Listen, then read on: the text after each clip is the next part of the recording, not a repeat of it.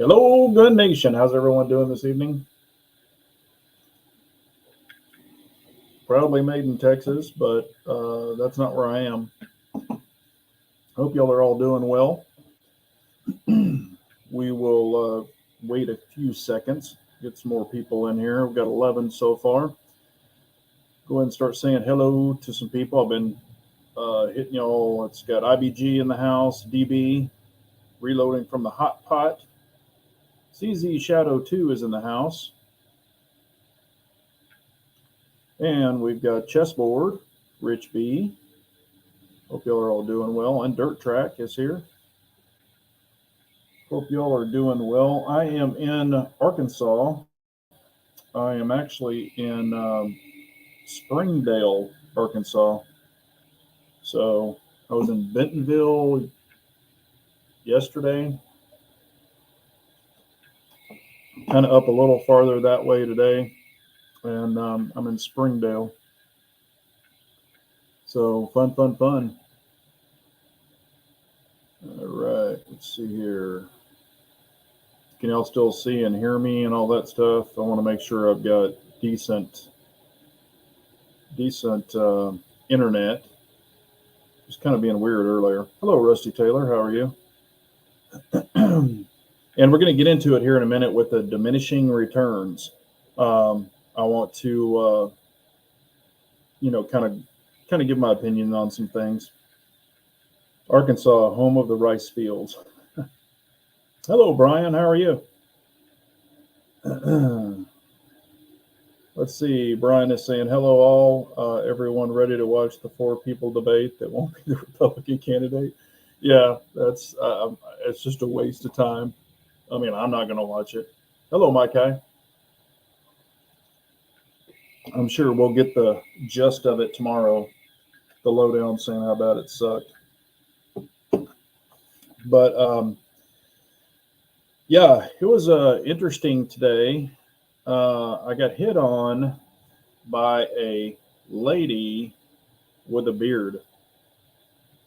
So I don't know, but I didn't sign up for that one. I thought it was very weird. But persistent thing. There, never mind. I won't say the rest. I'll be nice. Also, did y'all see or hear about the UNLV deal on the campus?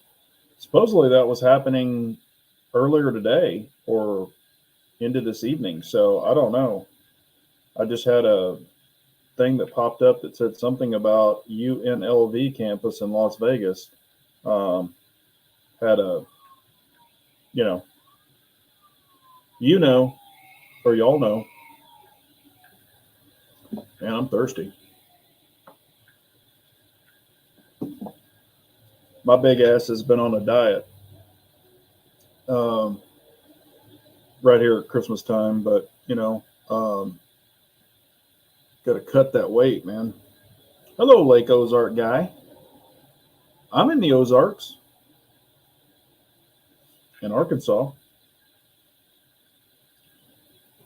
So I didn't know if y'all heard about the UNLV thing. If you did and you know more about it, like I said, I haven't checked into it.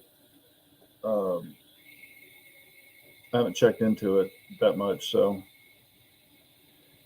yeah, I mean, naturally I eat out on the road. It's just what I was selecting was not the best choice.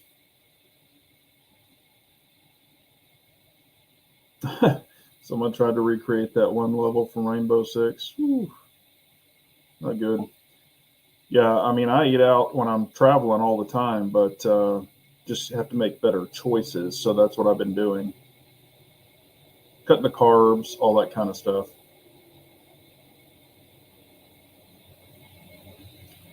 Why did that go away? Oh, there it is. Okay. Let's see here. And then also, if y'all have any questions or comments or anything like that, we're going to get into the diminishing returns here in a minute. Also, I did see a Chevy Volt, and it was parked in a parking, like wasn't in a crash. I saw it go up today, or saw it in flames. So that's not good. Of course, it was an older one, so battery short. Who knows what it was? But they couldn't do anything for it. They were just watching that baby burn. So, and I've seen that happen in the past, like one time in Austin and stuff, but not on a Chevy Volt. But that's the first time I've seen a Chevy Volt go up.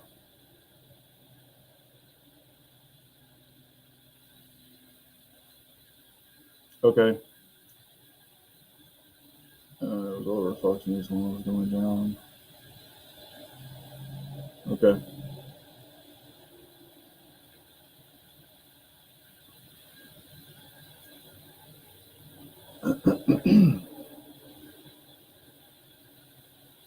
Whole foods equals good, processed food equals bad. You are correct, Pistol Pete. Bald is saying Cybertruck rules. Prove me wrong. I hope you're doing well, buddy. If you want to call me sometime, feel free to. Love to chat with you. But yeah, the Cybertruck's pretty legit. I don't know if you saw where it recently raced the Porsche, and it showed them line up, and then they took off, and it was blowing the Porsche away. And then as it passed the Porsche, it was actually hauling a trailer with another Porsche, just like it was racing on it. So that's a pretty cool commercial. If y'all haven't seen it, you might want to check that out. I thought that was pretty awesome. Very well done commercial. And I don't know if y'all have seen all the other deals where they're shooting it with shotguns, 9mm, 45. It's pretty damn cool. That's one EV I would love to have. Yeah, I mean it seems pretty cool. Super fast. It's already beaten. It beat the new Hummer in a race. It beats the Rivian. Well, I think it's beat every electric car and truck so far. So I don't know if it's beat every one of them, but it is kind of cool.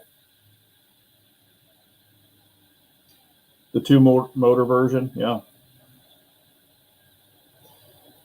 I don't think. Well, I mean, really, probably for any battery, I don't think it's that great. But it's probably.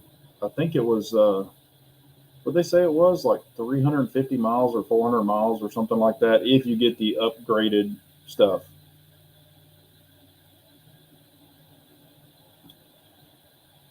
Like I said, Bald, if you want to talk, holler at me. I'm here for you, bro. Hello, Floridian. How are you? Lynn Holt is in the house. Rock Chalk 22. Impact Machine. I personally have not used Impact Machine, but I've seen people who have, and so far so good. I just personally, me, I don't speak out of my ass. If I haven't used it, I'm just going to say I haven't used it. But I've seen reviews where people were really happy with it. So. A-Dubs is saying, does it have a government-controlled kill switch? It will, or we'll put it this way, it already does. It's electric. So, yeah, they can flip anything off at any time, but they are trying to make that mandatory. What is it? By 2026, all vehicles have kill switches. Literally, if you're in a pursuit, they could just flip it and turn it off. So that's what we don't need. So, yeah, literally all electric cars have one. Yeah, 300 miles, I mean, isn't bad. For me, hell, I might even, on some of the trips I do during the day, I might even have to charge up twice, depending on how long I'm driving throughout the day. Pistol Pete says they will never have a kill switch on my Chevette. Yeah.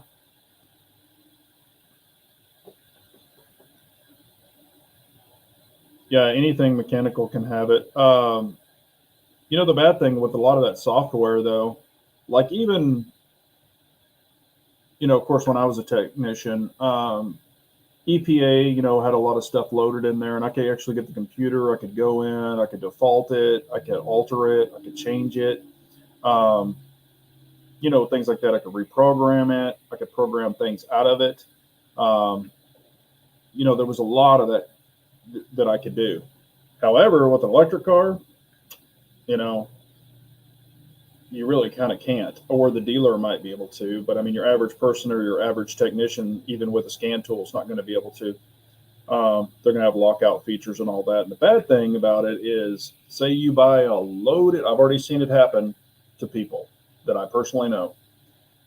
If you buy a loaded electric vehicle, it's got heated seats, heated steering wheel, air conditioned seats, all that other options. They're on your car, but in order to turn them on after you buy your car, you have to sign up for that option to be turned on. So it's in your car, but now you have to pay additionally to have those features. That's horseshit.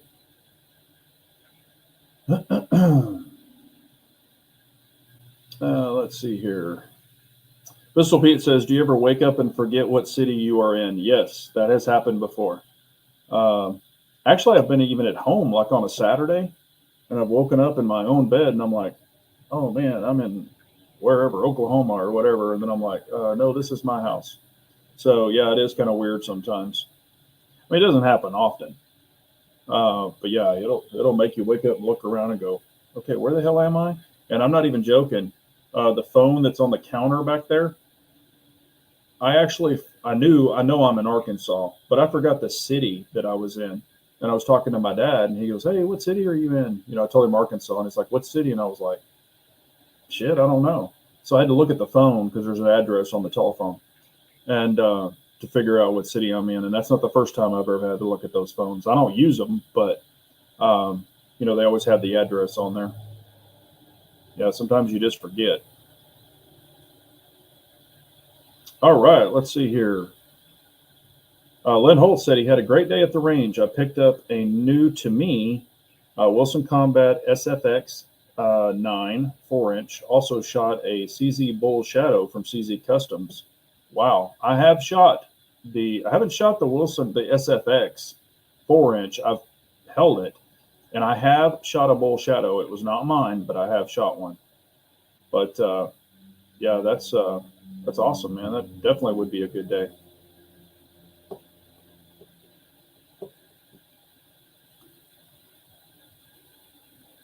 Hello, Palindrome. How are you doing? I hope you were doing well. Said I love my EV, but I love my F-150 more.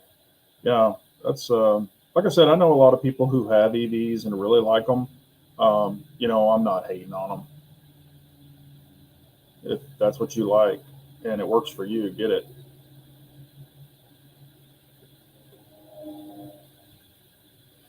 Yep, that is true, IBG. Yeah, when you're flying, it seems to be worse. It is worse for me if I fly like to Vegas or wherever. Especially with the time changes, that really messes me up. Yeah, they've been talking about that chessboard, the breathalyzers. They've been talking about that for 8 years. They're even talking about not really a breathalyzer. They're actually talking about a thing you put your finger in, and it's supposed to read your fingerprint, and your car will not start unless it's your fingerprint or your wife's or whomever you've programmed in there. The car will not start. They're even talking about doing that, and I'm like, your fingerprint. Guess where that's going? I don't like that idea either. Ooh, Palindrome says, been gone for a while. Deer season has kept me busy. Got 3 8-points and 1 9-point. Man, that's nice. That's really good. Good job, man.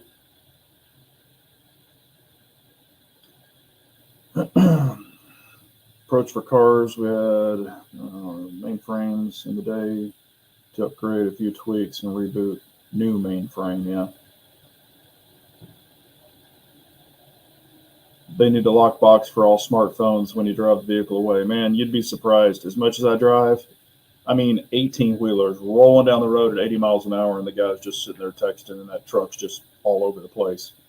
That and cars, hell, on the way from Texas to Arkansas, I was driving on the main highway, and a lady had an iPad, and she had it literally in her vision. She was driving by herself and had her iPad playing a movie while she was driving. And I'm like, holy crap. It wasn't the monster iPad, but it was I don't know, the mini, whatever, the one that's about that big. Just sitting right there on her dash playing a movie while she was driving. I was like, people lost their damn mind. Hello, Norwood. How are you? Pranic is in the house. Yeah, I don't like the fingerprint idea. Because that thing's getting scanned to somewhere.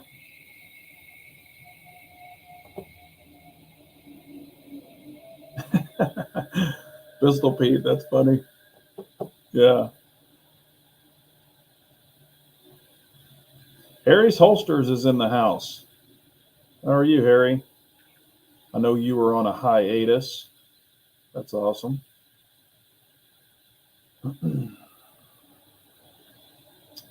Chessboard is saying fingerprint tech does not work great on those old fingers, as we had finger scanners at work when I had to get security stuff.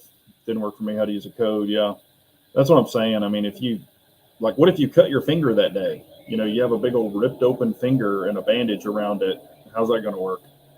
So, I mean, or you're one of those people who burn your fingerprints off for a reason.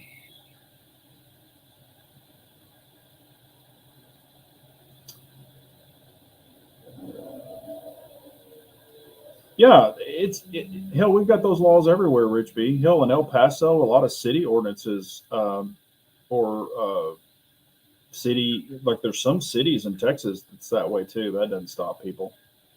Hell, I've seen people TikToking or whatever while they're driving down the road. So,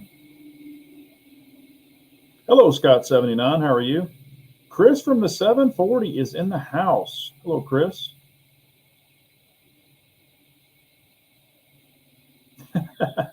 Velodrome says when he was young, he used to play his guitar while he was driving.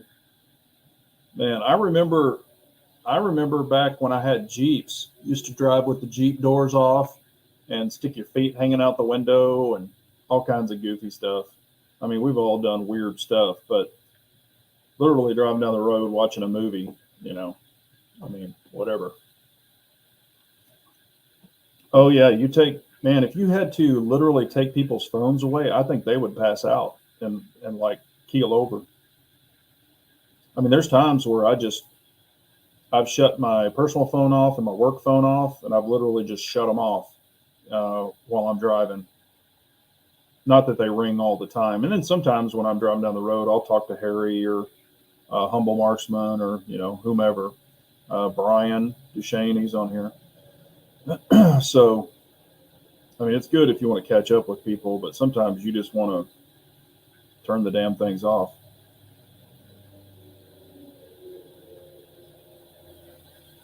Yeah, but bald, hell, you never know. Later on down the road, you might be towing a lot farther and things like that. You don't know. Yeah, I thought about that the other day. I was like, man, I really kind of liked it when we had phones for like an emergency. But remember, and I know a lot of y'all will remember, but you just had the keypad. So if you wanted to text, you had to God, what was the name of that phone that we had? Oh crap! It was the first one, that had, it was kind of like a BlackBerry. BlackBerry. You had to tap, like, if you wanted an A, you had to like tap it, and then if you wanted a C, you had to tap it 3 times to get to the C. It took you 19 minutes to text one sentence. It was like flip phone kind of thing. Also, I mean, if we had those, people just leave them damn things laying around. They wouldn't even mess with them. Yeah, I use Bluetooth too. That's not what I mean. I'm just saying sometimes I'll just turn them completely off, like I can't get service. Yep, phones, and it's really sad, when you go like to a restaurant, you see like 4 people sitting there and all 4 people are on their phone. We've talked about that before. It's just crazy, man.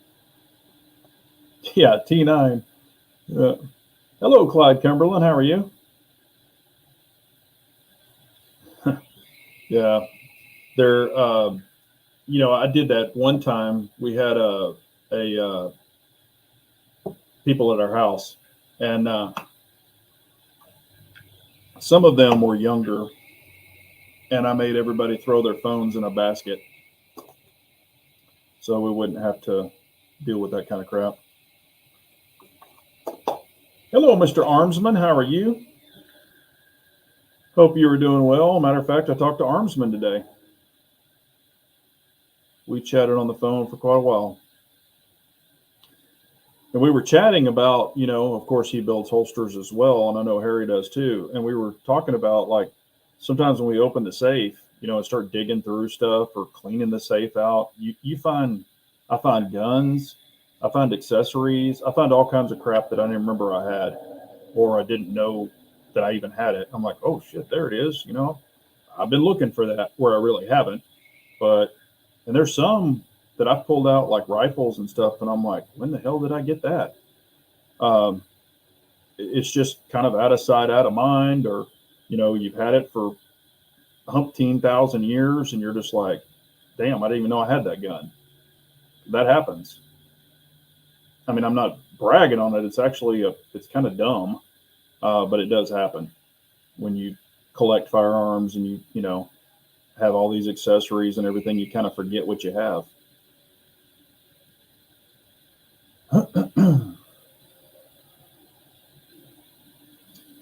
Yeah, and the voice texting, so I have friends who will voice text me, and sometimes you'll get a couple of broken words. It used to be really bad. I'd be like, what in the hell are they saying?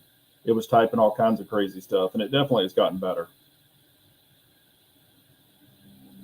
Yes, that's true. Super glue on your fingers. You won't have fingerprints, or rubber gloves too. Um, yeah. Matter of fact, they make you've probably seen it, Brian, and everybody. They make these little, they're kind of like it's kind of like a silly putty, and it comes like in these little strips. You can actually put them over your fingers. So it'll let you slide your phone, but it won't leave a fingerprint. I know people, I think, that work with paper, a lot of paper. They have those little things, and you can put those little condoms over the end of your fingers too. Yeah, I mean, I've actually had friends that'll be like, "Hey," or subs or whomever. They'll be like, "Hey, do you still have that gun?" And I'm like, "What gun?" And they'll be like, "I looked it up 4 years ago, and you have a video on it." And I'm like, yeah, somewhere."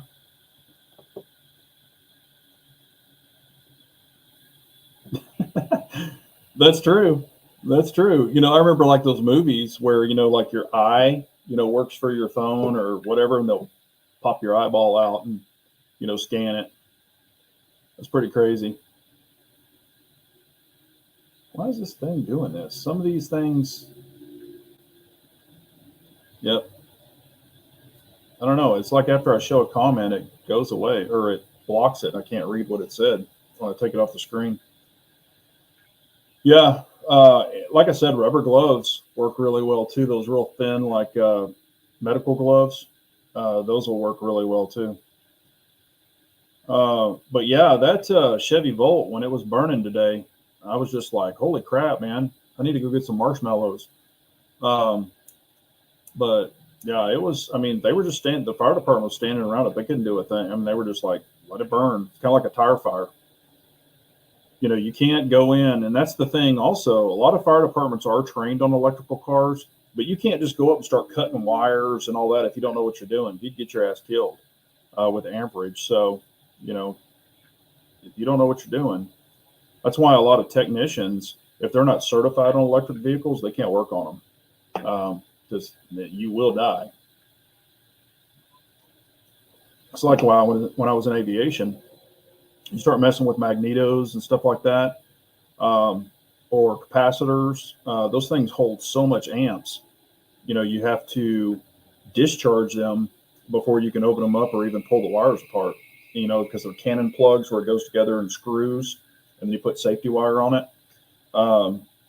You'd have to, discharge those to make sure they were completely reading nothing. Put readers on them to check your ohms, amps, volts, all that other stuff before you'd even disconnect the wires.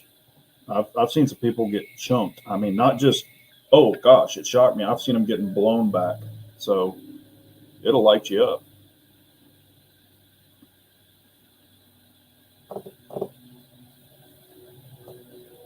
Use a screwdriver. Yep. I mean, you can discharge a lot of stuff with a screwdriver. You know, that's an old electrician uh, trick, but you still got to be careful.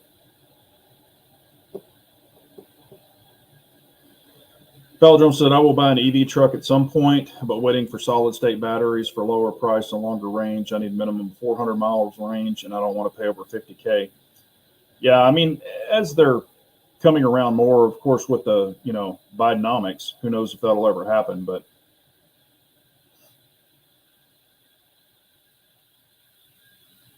all the time. With all the traveling you do you have people constantly coming up to you at gas stations trying to bum a few bucks? Atlanta used to be the worst for that when I was traveling. Yeah, I do. Oklahoma's horrible with that.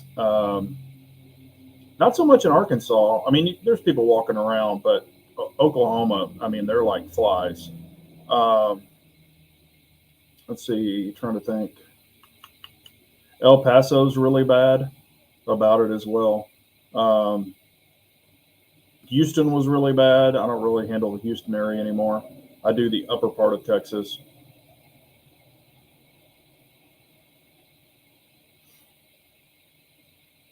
Yeah, I mean, with the car market, prices are coming down, um, because they've been so overinflated. But then you're dealing with the interest rates too, still sky high. So it's pretty crazy.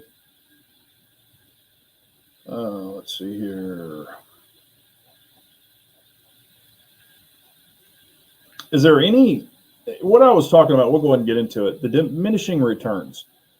I was actually talking to a buddy the other day, and y'all all know him, but um, or a lot of y'all know him. But I was talking to him, and I was like, we were talking about 2011s, and I've shot a ton of 2011s, and I own, reasonable 2011s. I've shot Infinity, I've shot Atlas, I've shot, MPAs, staccatos, I've shot the Prodigy. It wasn't mine. Trying to think, I've shot a bunch of 2011s, and where I was kind of going with this is, where do I? And I just kind of asked him. I already had my train of thought, but I asked him. I'm like, when you purchase something afterwards, is it kind of diminishing returns? And it's not just with 2011s. I mean, it can be with other guns, cars, whatever. Other accessories also. I mean, this could go on and on and on. We could be here for weeks and days talking about this, but it's diminishing returns. And what I've noticed, and I'm not trying to hurt feelings, please don't take it that way. Just trying to kind of state my opinion. And honestly, I kind of feel, depending on like if you want a comp, like the Staccato XC. Okay, let's just use it as an example. When you have a Staccato XC and it's shooting, you're shooting it, everything's great, all that good stuff. And then you shoot an Atlas with a comp or Infinity with a comp. And I'm kind of getting to it. Okay, does it shoot any better? Okay, and in my opinion, they don't. Okay, I've compared my MPA to an Atlas. Head to head, same ammo. I shot the same exact groups the same day. I've got videos on it. Shot them fast, shot them slow, same accuracy for me. So was one better than the other? Not really. But where you will get is more of a refined process, smoother slide. It's not so much production, more custom. You're going to have more bells and whistles. You'll get to pick more colors and all these other things. So is it like a higher quality? Yes. As far as fit, finish, things like that. But is it another $4,000 worth? That's for you to decide. But there are things where, now there's also the other end of the spectrum. you're like, hey, I want a 2011, and you get a Gershon or something like that. You're dealing with mem parts versus tooled steel. I mean, there is a big difference there as far as internal quality. Um, and if you don't believe me, there's some videos coming from other people I know that you'll be able to see. So I'm not making this up. But, so you can have the other end of the spectrum too. So when people say, hey, I'm going to buy this gun because I'm on a budget or whatever, I get it. I'm not hating on anybody. But you could have problems with that one. Or you could get, a mid-tier or above mid-tier, and like with my shooting ability and things like that, I personally, now the feel is a little different between some staccatos and atlases and infinities and things like that, because you're dealing with a polymer grip versus an aluminum grip and things like that. So I get that. But is that little bit of an advantage or a little bit of more polishing and prettiness worth $4,000? Because the Staccato XC is like $4,300. The new Atlas, or excuse me, the new Infinity IDPA gun is $8,000. $8,000. They just released it the other day, or we're talking about it the other day. So $8,000. Is that $8,000 going to blow away $4,300 gun? Is it going to, the fit and finish and the, silkiness and everything? That could be it. But as far as the actual shootability and the reliability, is it going to blow it away?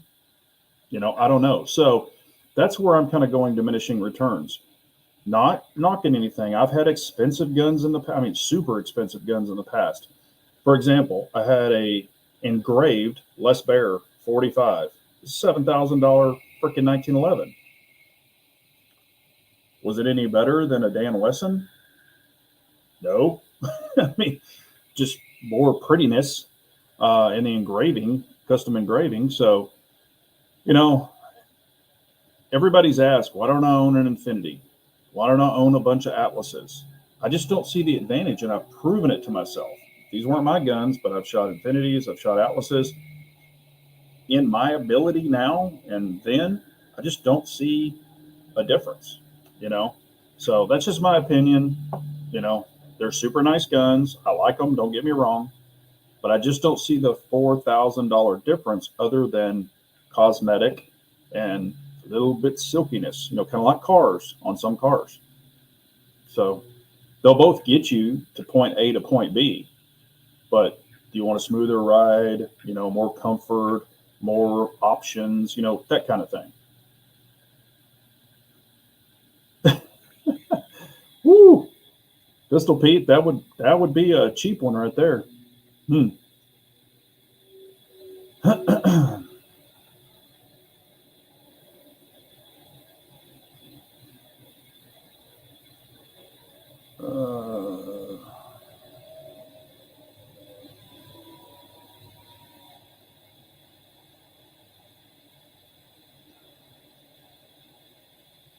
Yeah, they've already announced it. I don't know if y'all saw it. Vista Outdoors actually announced they're having a big price increase, or differing price increases due to powder and things like that.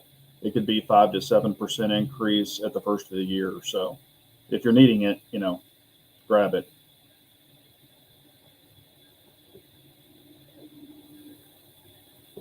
Here we go. The Bleeding Edge says you pay more and more for less and less incremental improvement.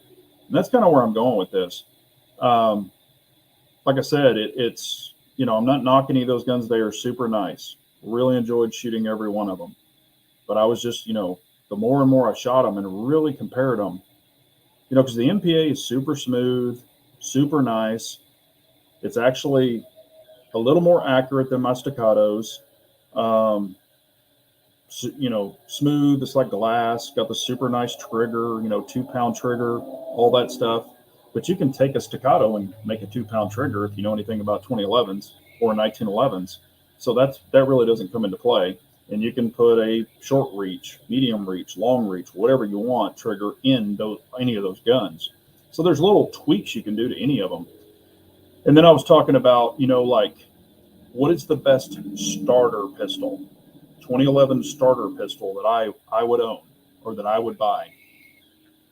The least, and I'm just being honest, the least amount of 2011 pistol that I would personally buy would be the Springfield Prodigy. And then what I would do is I would take the Prodigy, I would take all the guts out of it and the trigger out of it, and I would put the EGW fire control kit in it, and then I would put a good trigger in it. And after that, and I would run the staccato mags and things like that. Those mags are not great in the Springfield, or excuse me, the Springfield. They're not great mags, but that gives you kind of a, like a great starter pistol, because you're using it kind of like a Glock. You're using the frame, you're using all of that. But I would change out the internals and get rid of all that MIM stuff. And if you don't believe that MIM fails, just wait. I got a buddy that's throwing some videos out, and you're going to see that shit break and fail, like I've talked about in the past, and these are on new modern guns. So just wait. I'm not making this shit up. What brand of tools do you use, DeWalt or Milwaukee? I've got Makita. I've got older Makitas back when they were made really well. It depends on what you're using them for. Okay, you've got DIY home, and then you've got job workers. Okay, I've ran Snap-on, I've ran Makita, I've ran DeWalt, I've ran Milwaukee. I mean, I've ran them all. Not currently; these were back, many years ago. I had a DeWalt. Put it this way, y'all probably don't remember this. Black & Decker made a professional line. So you had your Black & Decker that they sold at the, Lowe's and all that crap. And then you had the Black & Decker professional line. And what it was the DeWalt tool before DeWalt even existed. I had some Black & Decker professional tools. Man, I ran that drill. I ran the dog shit out of those drills. I had a 90-degree drill. I had an impact driver. I had an 18-volt. I ran the crap out of those things, and finally they took a shit. And then they didn't have any parts to replace them because they're so damn old. So it just depends on, you don't overcharge your batteries. You don't leave them on the freaking charger forever. When they're charged, take them off. They don't need to trickle charge, because sometimes it'll implode your batteries. So, I mean, it just depends on what you want. I mean, what you're going to use it for. They all have their, and that's the thing about drills. You're going to have instant torque, and then your torque's going to fade on some, where the other ones start out slow and then your torque increases. So there's so many variables there.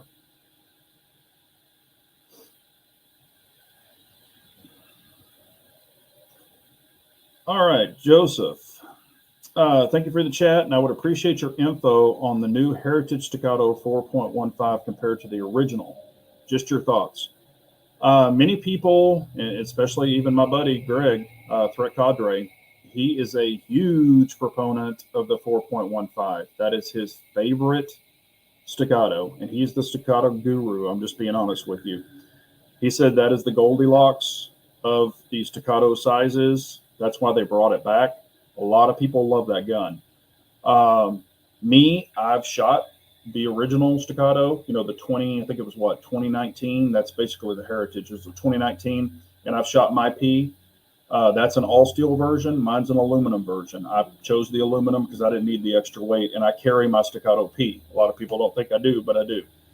So I carry the P. That's why I preferred the aluminum, just less weight. I can still control it. Not a big deal either way. A lot of people say that is the sweet spot, and in my opinion, shooting my P and the Heritage, the 2019 version, I can't tell the difference. They both shoot great. A lot of people like that size of the staccato P because it was the OG, and it kind of takes them back to, I guess, the original or the OG time. But it's whatever you prefer. I don't know if there's a wrong or a right there. But since they came out with it, a lot of people, there was a big demand for it, and that's why they came out with it. So I don't think you can go wrong with either one. I really don't. It's just whatever you prefer.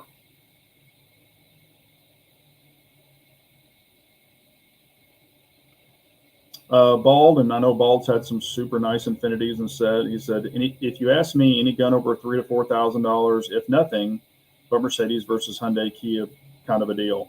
Unless it's something unique, like an alien or nicely engraved gun or something like that. And that's kind of what I'm saying.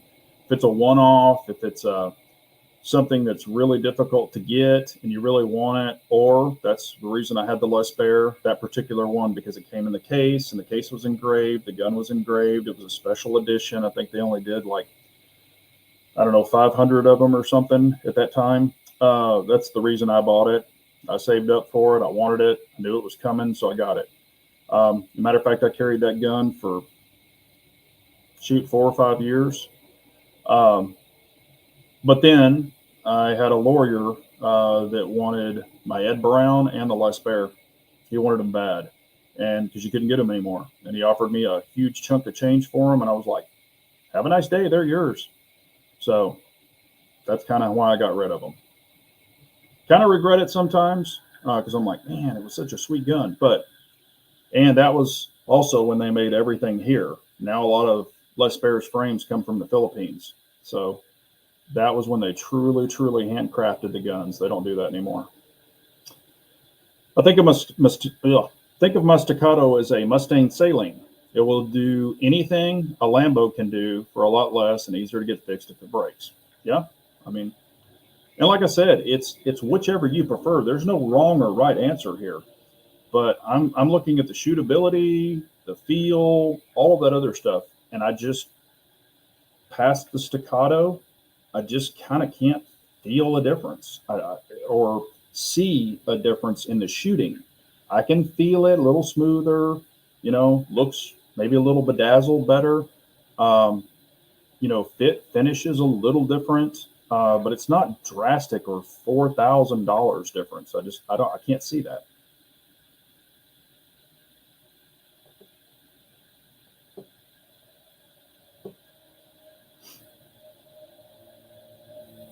Yeah, I've seen that before too. Hell, didn't the Canic guy crush everybody 1 year too? I mean, it is the Indian too. It's not just the arrow. FFL to sell property. That's probably coming. Hello, Trigger Bar. How are you, buddy?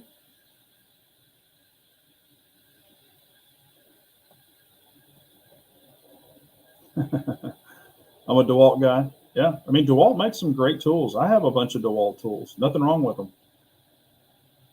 And just like any tool out there, it's how you take care of it. A lot of people just abuse their tools and chunk them in a drawer. I mean, I do take care of my tools because in the mechanic world or technician world, your tools are your livelihood. That makes you money. And, people used to look at all my tools and go, good Lord, man, you got a fortune here. You're never going to use all those. I used them. I mean, I used to, really put the pen to the paper some years. And I'm like, okay, this wrench set cost me $500, but it made me $3,000, So you have to justify your purchases. I mean, when you're, because you could just spend days on the damn Snap-on truck, Mack truck, I've got tools. It's really crazy. Before they started coming out with custom tools, meaning like bent wrenches and angled wrenches and all these specialty wrenches, we used to make those wrenches. I mean, you had these weird gaps on a new car that came out. There wasn't a wrench made for those things. So I used to engineer tools, like take a torch, heat up a wrench, bend it, get the angle I needed, cut the box off of it. It had a round box. I'd cut the nip off of it, so I'd have it opened because I needed that. It had a wire on it. Man, I've made so many specialty tools. If I showed you some of them in my toolbox, you'd be like, what in the hell did you do there? Also, if you've got a thick box on the end, I've ground them all the way down to they're almost freaking paper thin and they still don't break. because it's a forging process. You don't just get on a grinder and heat it up till it's going to shatter. You've got to heat it or grind it, put a little lube on it, grind it a little more, let it cool down, grind it a little more. So you're kind of case hardening it. So, similar to doing that.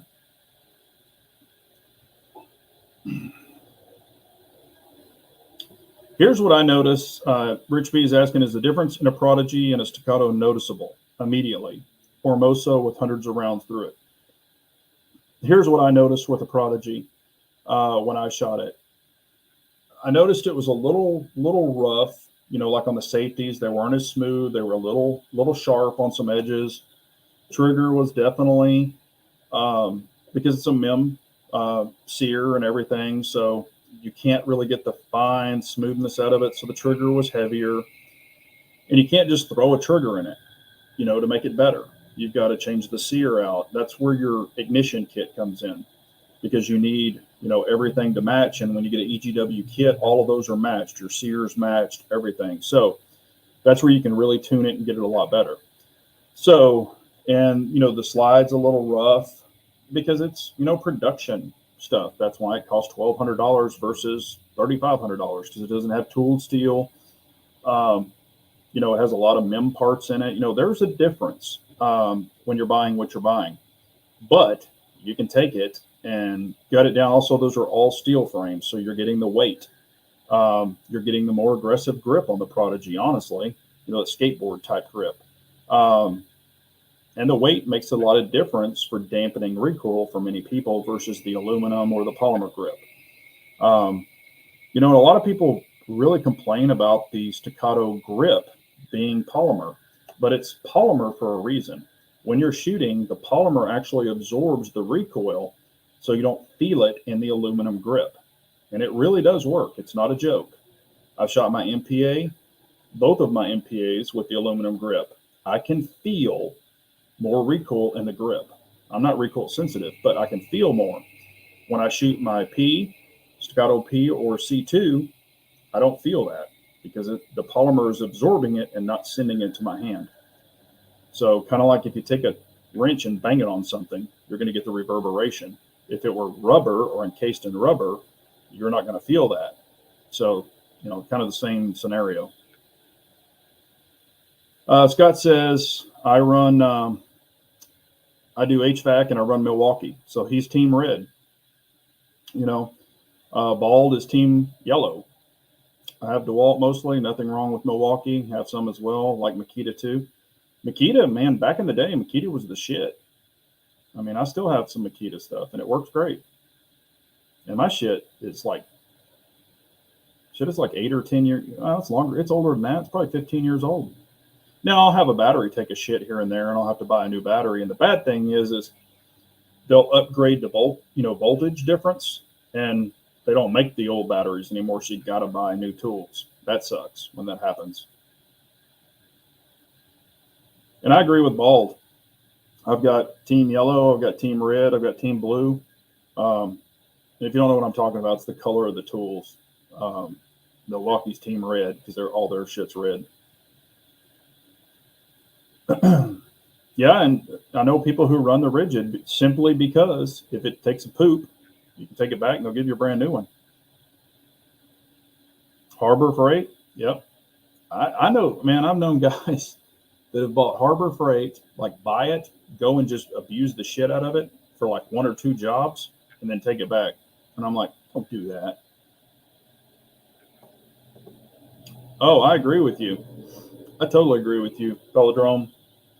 Infinities are definitely some of the sexiest guns out there. And that's the thing about them, they can completely customize your gun. So whatever you order, you can pick the color, you can get it hollowed out, you can get slide cuts put in it. I mean, that's what you're paying for, all of those big bucks.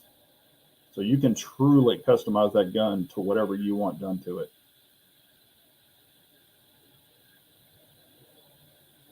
Man, look at that. G23 coming in like a boss. 18 thumbs up. Come on, y'all. Hit that thumbs up and help promote this channel. I appreciate that, man. Thank you very much. Chessboard saying the same thing. Yep. All you got to do is smash that thumbs up.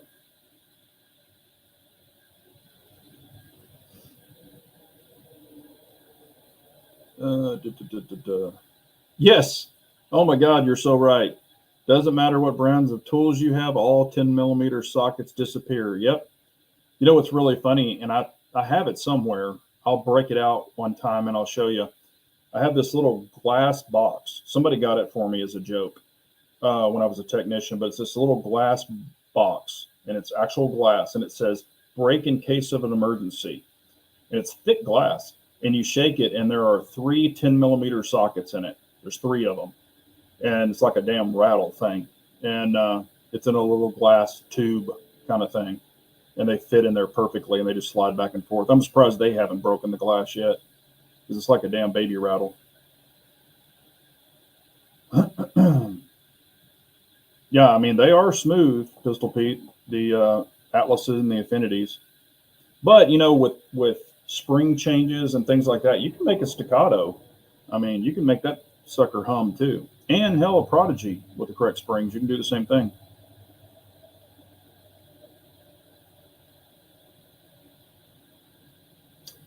Armsman is saying, in my opinion, there's a felt difference between the Prodigy and staccato.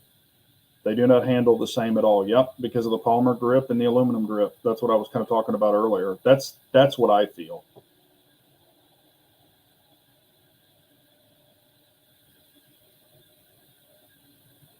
That's funny. My body, especially in my hands, is becoming more allergic to plastic every day. Yep.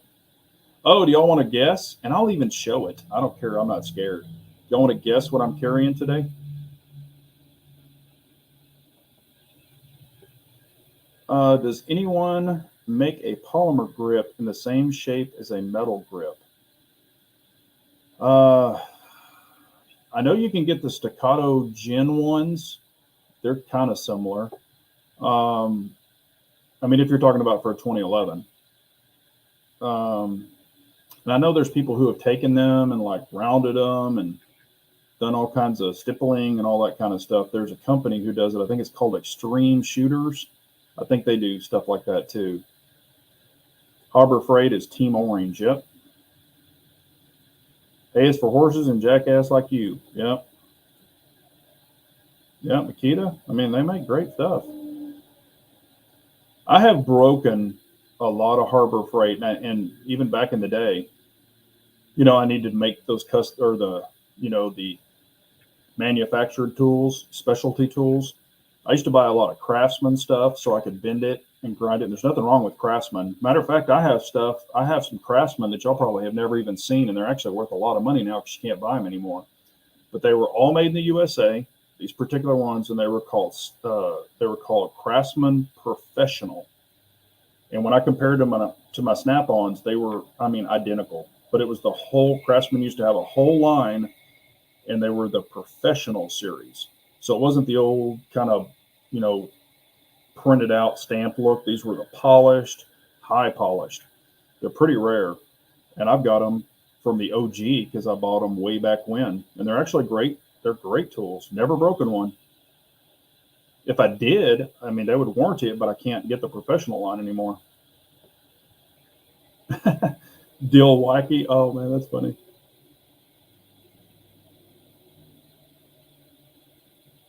Tool shaming. No, we're not tool shaming. Like I said, everybody likes different things, whether that tool be a tool, a mechanical tool, or a firearm tool. Yeah, Bagger Bro, that's what I was talking about earlier on the Prodigy. I have shot one. It wasn't mine, but I have shot one. And it was the 4, it was not the 5 inch, it was the 4, what is it, the 4.5 or 4.25. Palindrome says C2 is what I'm carrying today. I mean, I do have a C2 and I like it a lot.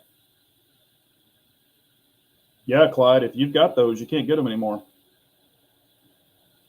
Yeah, but G23, I think Cosane Arms is buying they're buying the Series 1 old staccato grips.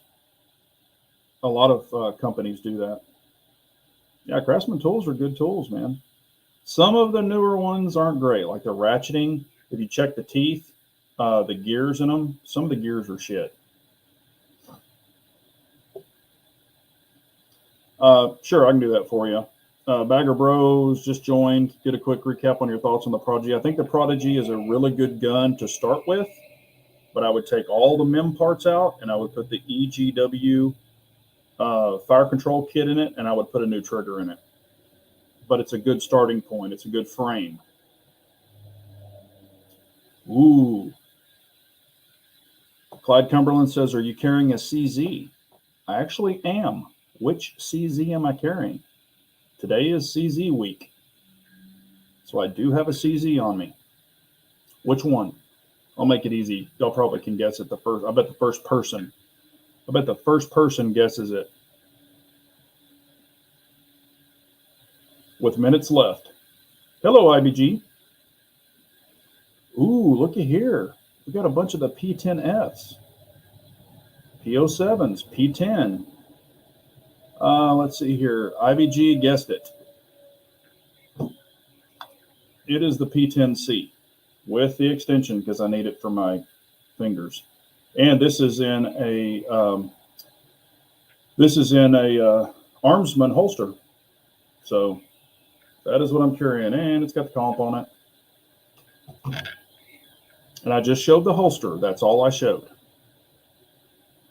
So it is the P10C today. I carried the F this past weekend with the X300 on it. This one has the TLR7.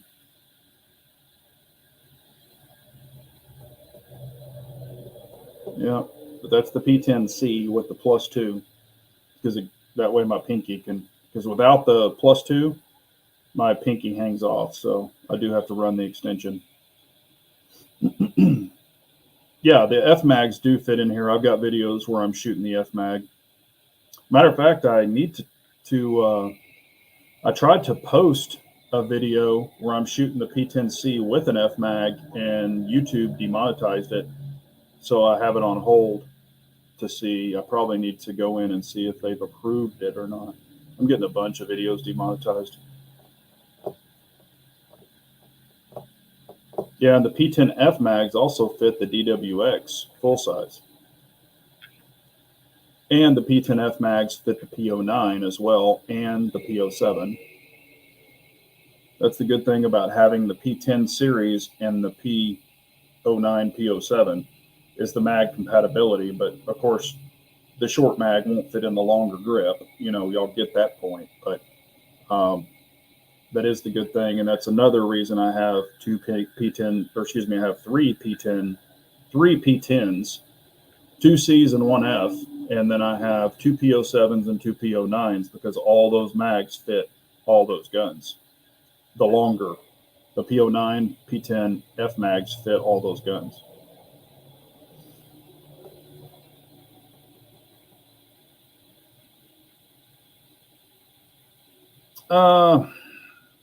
I've shot it. Your take on the M&P metal? I've shot it. It didn't do anything for me. Honestly, I can't tell.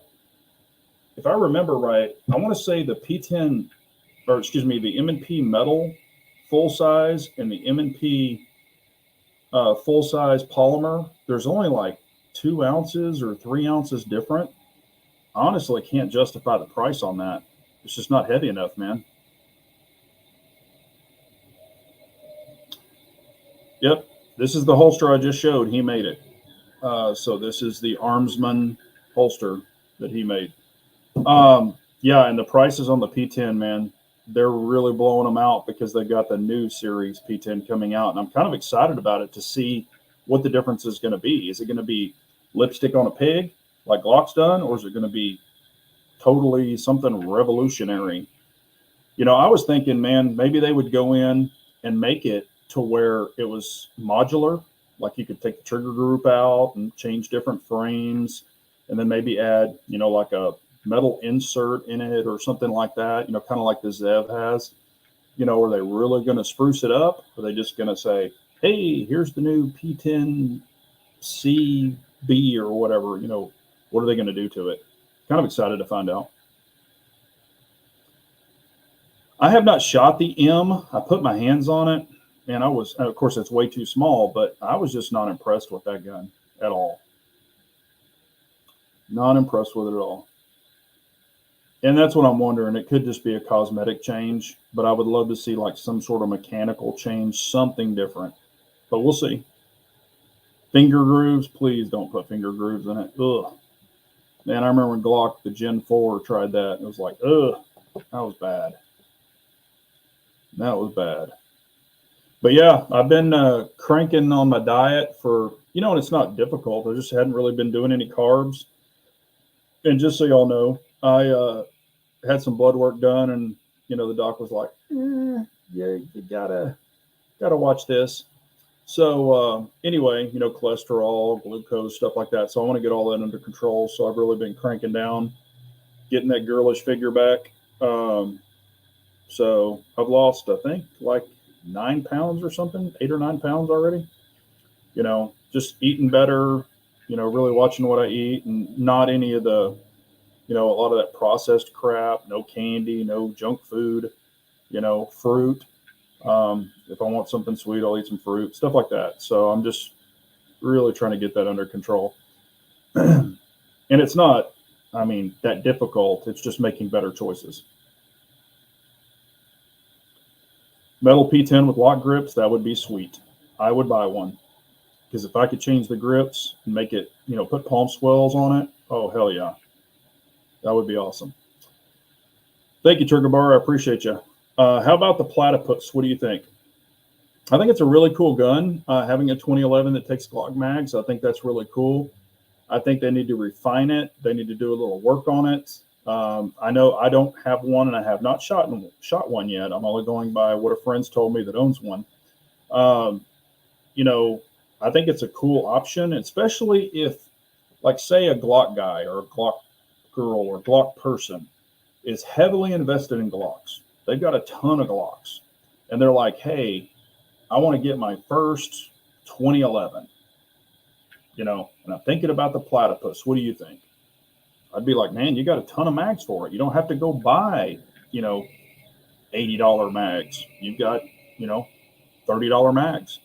You can run a big stick in it, the 33 rounder. I think it's a good option. I think they need to come out with more footprint options, and they are. The RMSC, you're limited to with what optic you can put on it. Not saying the RMSC footprint is bad. It's just a smaller, optic option. So, but I think it's cool, and you can customize it and pick the colors you want. The Cerakote that they use, and then the filler paint that they use, and things like that. I've seen a lot of that coming off pretty easily. So I think maybe getting better Cerakote, maybe even doing a version, and I know that would be more expense, but doing a version, where it's nitrided or tin coat or something that's going to hang on better than Cerakote could be an option for them too. I know that would have more expense, and they would have to send it out and have it done, or open up a whole facility themselves that do that, and that's not going to be cheap. But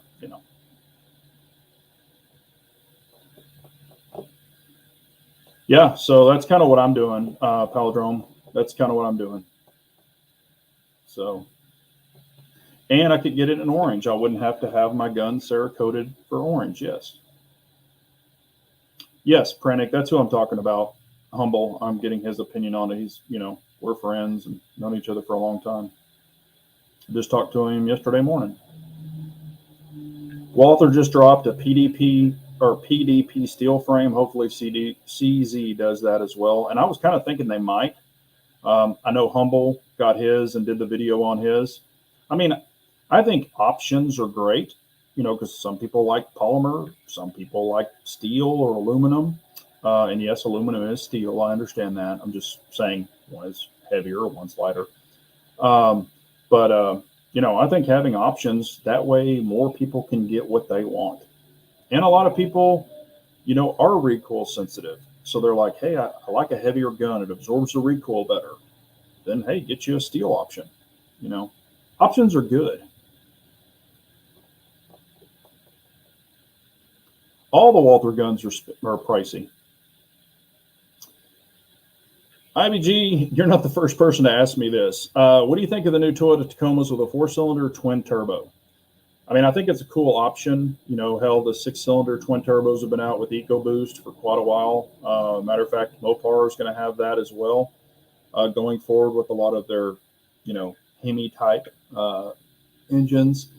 I mean, it's another option as long as your turbos stay together. I think it's going to be, you know, a good option. As far as the thing I don't like about turbos is turbo lag. And if you haven't driven a lot of turbos, some people might not know what I'm talking about. But, you know, you get like when you go to accelerate, you get that turbo lag where it winds up and then it engages. I hate turbo lag. It just drives me crazy. Some people have gotten it queued down a lot better, but there's still some people, they suck. So I hate turbo lag. It's always pissed me off, and it just makes some vehicles drive like shit. With a lot of the newer ones, they've gotten better. You know, my kiddo has a Mercedes that's a turbo, and I even bitch about it. And it's not a cheap car. You know, I don't like it, but they're used to it, so you know. But it is what it is. Yeah, they don't have the lag like they did before. That's for sure. They're definitely not as bad as they were. But I'm you know, I key in on stuff like that as being an ex technician. So you know, I think now, especially you know with drive by wire, because they've had that, you know, with your throttle positioning sensors, that's been around for 1,000 years. I'm like, you can program it better. You know, you can take all that shit out of there. I used to take scan tools and I could take a lot of the throttle positioning sensor out because the throttle positioning sensor gives you a window. And I'm just going to lighten it down so everybody can understand. But say 0 to 5. Okay, so your 5 is going to be a lot of lag. You know, if you move it down closer this way, it's going to take out more of the lag. I used to be able to go in and tune them. With a lot of the new cars, you can't tune that out of it. It's just set. It's set at 3 or 5, and you can't change it. Back in the day, you could. You can't now on a lot of them. Yeah, I saw Humble. I saw his, you know, and shooting it and everything. I mean, I've always thought Grand Power, especially the Excalibur, you know, it's always been a nice gun, but it just doesn't do anything for me. Put it this way, doesn't do anything for me that I don't already have or invested in, or, you know, again, is it going to shoot any better for me? I know it's got the rotating barrel. That's a definite feature. But is it going to be earth shattering and change the world for me? No, I don't think it is.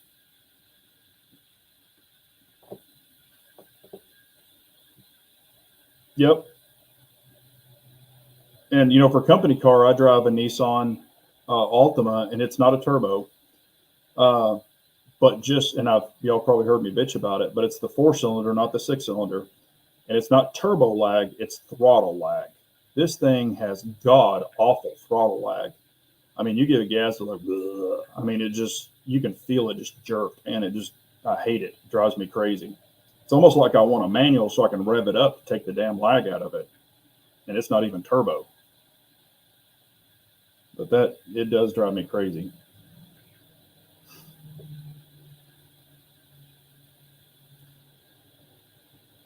Yeah, pedal commander. Here's another thing. The EPA is cracking down. See, you used to add a lot of edge performance chips and things like that for power band adjustments, but the EPA now is really cranking down on a lot of that. So a lot of that is being taken out of circulation. Now you can't have any of it in California, but a lot of that is bleeding down to Texas and other states. So you're going to see a lot of the performance controllers going away. When they do your OBD ports for a state inspection, some states don't have it. But if you're a state inspection county, such as like Dallas County and things like that, when they plug in to the OBD port, if you have any edge controllers or anything on there, it's actually going to pop a code and it'll automatically fail your state inspection. That is coming. And if it fails your state inspection, that is automatically reported to the National Highway Traffic and Safety Administration per your VIN number, because that's put into the systems. So they're going to start cranking down on that everywhere. That is an emission county, not so much non-emission like Louisiana and Indiana and some other states, but it's coming probably to a location near you if you're in an emission county. I've ran it in both, and it still has the lag. One, now in sport mode, it's not as bad, but it's still there. That's what I'm talking about. That is what I'm talking about, Pranic. ECU is your electronic control unit. If you change that out, it's going to throw a code later on down the road showing that you've changed it out. It's not stock, because all your ECUs, your BCMs, your PCMs, all of those from the factory, when they're loaded in your car, they're programmed with the VIN numbers in them. So when you alter that, it removes the VIN number and shows it's been changed. So that's what they're going to start keying in on. That's true, Pranic. Yep. All your old cars doesn't matter. Hell, a lot of your old cars don't. I mean, they have computers, but not like they do now. And yeah, you can go shit. You could get you a 70s, 60s, and you're not going to have any of that shit. Yep. You can get antique tags and run it on there, and you don't have to do crap. Those are the good old days. Pistol Pete says his Chevette has no lag at all. Has no power at all either. I remember those Chevettes, man. Any other questions? We're about 8:10. I mean, I'm not in any hurry, but, we'll go another 10 minutes if y'all want. But if y'all have any more questions or comments or concerns, I do have some stuff that already came in. I have already put it on the guns, started playing around with them. I do have more stuff that's coming. I'm building, or put it this way, I don't want to say building. I'm upgrading a pistol that y'all are probably familiar with, but I'm upgrading it and doing some different things to it, adding some different things to it. I'm still waiting on one more part. When it comes in, I can put it all together, and you'll be able to see that. Two of them have already been changed. I got the parts in for that. So those are already upgraded. I did those this past weekend. I just sat down, took everything off my desk, and just drug everything out, tools, changed everything. What's crazy is a couple of them, due to the items being on there a long time, they were actually carbon locked. So I had to put some wrenches on them to bust them loose, which was no surprise. But from running them suppressed and things like that, it definitely built up some carbon in there. So let's see here. I heard Texas is doing away with state inspections in 20 and 25. I did not know that. I haven't heard that. Not saying they're not. I just haven't heard that. Wow. There's a lot of states that don't have it. And I'm always like, I have to pay every freaking year. I mean, I'm just like, stupid, but whatever.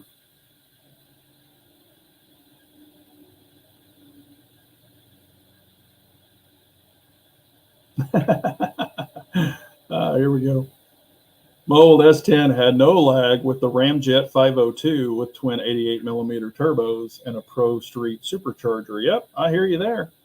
Yep, I used to have some beast of my own. Yep, never had turbo lag, or never had any lag on those. Yeah, I mean, it's kind of the difference between bought and built. It's good when you can build everything you want and make it the way you want it. It is, Pistol Pete. I've said that for years. I have said that for years. It is a complete money grab. Yep. I have to pay you yearly to drive my car. That's kind of like tags for your trailers and tags for your UTVs and tags for your boat. I'm just like, seriously? All a scam. Tacoma 3rd gen. I mean, Tacomas, man, they make some great trucks. Well, tacos, I mean, they're really good. They're just small. I mean, for me, but for the average person, yeah, I mean, great trucks. They last forever. I looked at two vehicles. If you're curious, I looked at two vehicles that I was thinking about buying. One was the old K5 Blazer. It was what year was this one? I got a picture of it. I think it was a 79, 79, 76 or 79. I think it was a 79. I looked at this one, and the guy had it in the shop, and I looked at it. Let's see if I still have the picture. I might have deleted it. Yeah, I did. I looked at it, and I was thinking about buying it, but man, this thing needed a lot of work. It needed a lot of work. I would have had to change every piece of suspension under it. I would have lifted it anyway, but it needed a power steering pump. It needed it needed a lot. All the hoses need to be changed. Need a new radiator. It was just going to be a money pit. So, and at the end of the day, what he wanted for it was still way too high. So I looked at it, and then also looked at an old Jeep Cherokee. This one was a 92 straight six. And what I was going to do with it was just lift it. And it was a train wreck. It did not have the true mileage on it that was showing. It had double the mileage that it was showing. So he lied to me. I looked at where the dash is on it. You've got two tabs that come from the factory. He didn't know that I used to work on Jeeps. It has two pull tabs. When you right at the dash area, there's two factory pull tabs. If you ever pull the dash off of it, the front dash, the two tabs break. So when you snap it back on, the tabs will not be there. They break from the factory. It's like a seal. And I asked him, I said, has the dash ever been pulled out? And he was the original owner. And he said, oh, no, it's all original, blah, blah, blah. And the tabs were broken. So I knew that he had changed the odometer completely. So I used to have an old 85 K5, had a 6-inch lift on it with 36s, I think, back in the day. And I loved that thing. I should have never sold it. But, a kid wanted it. It was going to be his first high school truck. I sold it to a dad and his son, and I wasn't using it at the time, but I wish I would have kept it. Yeah, the inline sixes, man, you cannot destroy those. I mean, they're bulletproof. And if you do, they're super easy to work on. Matter of fact, I still have parts for a straight six. I've got valve cover gaskets. I've got thermostat gaskets. I've got all the shit that usually went bad on them. I have them all stockpiled in a one of those, racks with the doors on it that I used when I was a technician. It's full of parts. Because on a lot of those, when you used to do the work on them, it was a weird thing. But when Mopar would give you gasket sets, each one of the kits came with dual gaskets for everything, and you didn't need dual gaskets. So I would use the one set of gaskets, but then I would just save the other set for all that stuff. It was weird when they did that for 8 years in a row. Every time you'd get Jeep gaskets, they'd come with dual sets. I guess because people used to tear them or they thought they did. So, and some dumbasses probably doubled those gaskets. I remember the old Power Wagons. Those things were awesome. Yep. I had one, Pranic. I actually had one. Yep. Mine was the 2-door, removable top. And it was a great vehicle too. Only thing I ever had to do was change the evaporator. It's the only thing. I was sitting in it one day and it was hot as hell. I was just sitting there and all of a sudden the evaporator blew and it blew Freon all over me. And that was the old R12. You could hang meat in this thing. The AC worked so good. And it blew the evaporator. So I changed out the evaporator and dryer, just replaced everything, charged it. It kept on going. And I sold it to a kid. and his dad. They wanted to do this was pretty much 80% done, but they wanted to make like a crawler kind of thing out of it, and he wanted to have a father-son project, and I got a soft heart, and I was like, okay, I'll sell it to you. And I didn't even really mark him up or anything. I just, it was just sitting there. I hadn't driven it in shit a year. I'd go out and start it periodically. Yep, that's what mine was, the two-door hardtop, white on white, with the gray vinyl interior. We wanted a 4-speed back then, locking hubs. I mean, great vehicle. Now it was a turd, it wasn't fast, but didn't need to be. And I think I had 33s on it. And man, when you get it up on the highway, it whined like a banshee. And I think it would only go it would top out at like 68 miles an hour or something. It wasn't super fast because of the lift. Ooh, Casey's got a 86 K5. Man, that's awesome.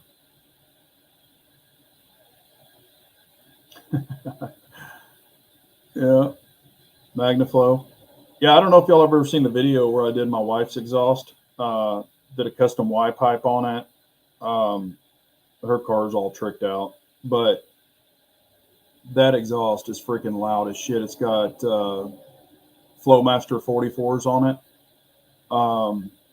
and it's got some special stuff that it'll pass emissions, but you know what I'm trying to say. It's got the MDS, but that's been altered. Cams have been changed, bearings, pistons, the whole upper's been redone. The only thing stock is the crank. The transmission's been redone. The axle's been redone. It was dynoed. This was, I don't know, 5 years ago. It was dynoed at like 565, 563. I've got the sheet somewhere. It was like 563, 565 to the wheels. It's plenty fast. I lowered it about 1.25 inches. I didn't want to bag it, but I did it with the spindles the correct way, and it's a screamer. But I've driven it and done some videos in it. I was under it. We did a cold start on it. I mean, it's pretty impressive. The neighbors know when she's pulling out for sure. Straight pipes, yep. Hell, I remember way back when I was young. I was 16 years old, back in the glass pack phase. I'm going to show my age, but the glass packs. Man, those things were loud as shit. I had the cherry bombs. God, those things were loud. They were obnoxious, but I think everybody, probably the older guys on here, know what glass packs are. Loud as hell and irritating.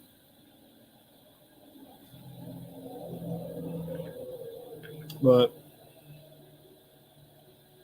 Suburban set up for towing. Hell, a lot of Suburbans, man, they were towing monsters. You could bag those things pretty easy, and they could pull some weight, especially those old 454s and shit back in the day. But it's about 8:22. If y'all don't have anything else, we'll go till 8:30. How about that? So if y'all come up with some more stuff, or many of glass packs, yeah. Everybody used to run them back in the day, man. They used to go down the street, you make them pop. Yeah, I had the cherry bombs. And you could get the shorts or the longs. And a buddy of mine had twisters. I don't know if y'all ever heard of those. There's glass packs, and it had like a round thing. And you'd rev it up, and it was loud, but you'd get this sound like a damn turbo. I think they were called twisters, and they were illegal. But he had them on his truck, and man, this thing, it was the loud glass pack, but then you would hear a at the end, and they were called twisters or twistas or something like that. And you probably pull it up on YouTube. I bet there's somebody who had them. They probably filmed them. But man, those things were obnoxious as hell. Yeah, thanks, like Ozark guy. I appreciate it, man. But yeah, and then everybody went away from glass packs and got into MagnaFlow, Flowmaster. I did or put it this way, I didn't do it. I designed a lot of the exhaust, drew it out and stuff. And then I had a guy in Garland, Texas. I think it was called King's Muffler. And he built the exhaust on my wife's car. And he does really, really good work. I mean, this guy is a welding guru. And built complete exhaust front to back for her car. I designed it, but he built it. So I told him exactly what I wanted and drew it all out, the schematics, and he mocked it up and built it. But horny pipes. Yeah, I used to have the dumps. I had it on my. They were header dumps. It would go into the straight pipe. God, what was the name of that? But I could hit a servo inside the car. It was on a wire, and I could hit the button, and it would kick the dumps out, and I'd be running straight headers. And I had them to where they would angle a little bit out of the side, but then the caps came in, and then I had the dumps set up. And man, that thing was freaking loud as shit. And when I would run that, I had taken the washer bottle, your washer fluid. This was back when they were vacuumed and you had a little motor on it. And so my washer bottle didn't have washer fluid in it, and it did not clean the windows. It was full of bleach. And I ran the hoses back with dual motors, and they were angled right at the rear tires. So I had little harnesses made, and it would dump straight onto the rear tires. So I could sit in the car and push the button, and it would dump bleach on the rim, so I could get the tires hot and sticky, and then I could just race. I never even had to get out of the car and dump bleach, or Wonder. People call it Wonder Mix and Sticky Mix and Glue Mix. I just use bleach, and I used to run that all the time. 556 to 308. 308's better. It just depends on what you want. The factory 8-track, yeah. Hell, my dad still has an 8-track. He's got a little portable 8-track that you can hook up to a hi-fi system, and he's got a whole stack of freaking 8-tracks. I mean, we've got like Conway Twitty, we've got Elvis, Loretta Lynn, Johnny Cash, Johnny Paycheck, Willie Nelson, Waylon Jennings. We've got a whole stack of freaking 8-tracks. I don't know if the damn player works, and I don't have a hi-fi to plug it into anymore, but, yeah, 8-tracks, man. My dad used to buy, every year he would buy a new Lincoln Mark IV, Mark V, had Mark IV Da Vinci, had a Lincoln Mark V, all that, and every one of them damn things had 8-track players in it. It was crazy. What Pete say? I must have missed it. He asked a question, and I thought that's a part of it. Oh, I guess I missed it. But yeah, this was a lot of fun. A little trip down memory lane. But diminishing returns, I would just, if you're looking at it, you're like, man, should I buy that? Kind of start looking at it if it's going to make everything better, or if it's just kind of like, and if you want to get it doesn't matter. But is it going to be that much better? That's kind of where I was going with that. Sam Cook. There you go. Portable 8-track player, yeah. Yeah, like I said, those 8-tracks are just stacked up in my dad's, in his closet in the game room. Way back in the day, we had a pool table in there and all that stuff, and we used to listen to those 8-tracks when I was a kid. But that thing's been disconnected for probably 25, 30 years. Like I said, I don't even know if it works anymore. I don't even know if those 8-tracks are even any good anymore. Hell, I remember the cassettes. You had to put your finger in it or a pin or, whatever to twist them up because the ribbon would come out of them. So like I said, I don't even know if they're any good. Oh, I was asking, should I do a universal suppressor or a dedicated caliber suppressor?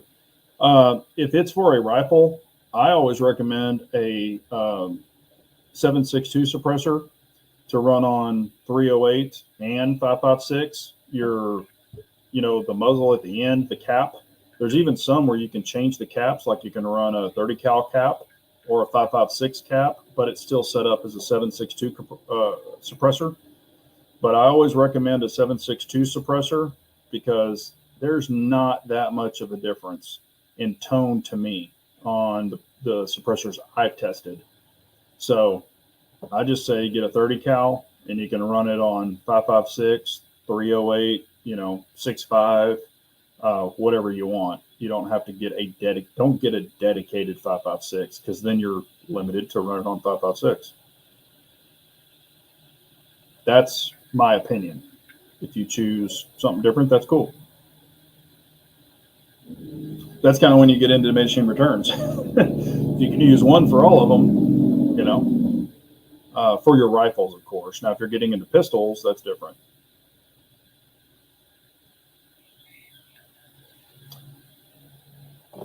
Sam Cooke and the Soul Stirrers, or when he went on his own.